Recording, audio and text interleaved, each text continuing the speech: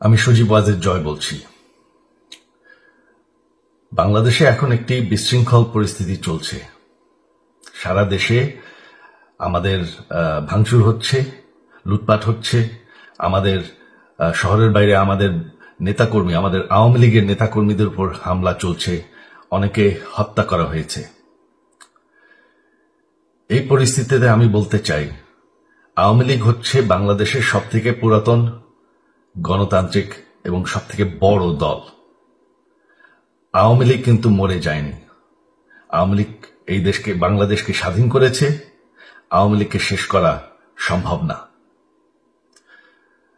আমরা বলেছিলাম যে আমার পরিবার আর রাজনীতি করবে না, তবে আমাদের নেতাকর্মীর উপর যেভাবে হামলা হচ্ছে, এই পরিস্থিতিতে আমরা হাল ছেড়ে দিতে পারি না। বাংলাদেশে যদি গণতন্ত্র, নতুন বাংলাদেশ গড়ে তুলতে হয়, আওয়ামী লীগ ছাড়া সম্ভব না। আওয়ামী লীগ হচ্ছে সবথেকে বড় দল।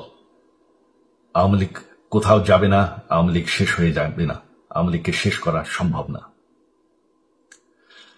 আওয়ামী লীগের নেতাকর্মীদের আমি সবাইকে আহ্বান জানাচ্ছি যে আপনারা সাহস নিয়ে দাঁড়ান।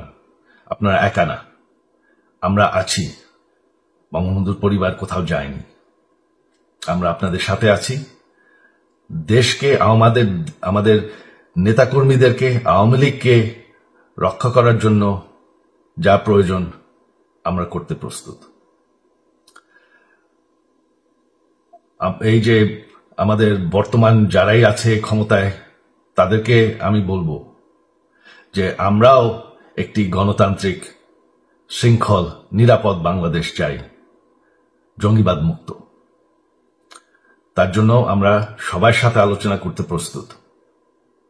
শুধুমাত্র তারা যদি জঙ্গিবাদ এবং ভায়োলেন্স বাদ দেয়। শেখ হাসিনা মরে যাননি, আমরা কোথাও যাইনি। বাংলাদেশ আওয়ামী লীগ ছাড়া গণতন্ত্র, নির্বাচন সম্ভব না। এই বলে আমি আমার কথা শেষ করছি। জয় বাংলা।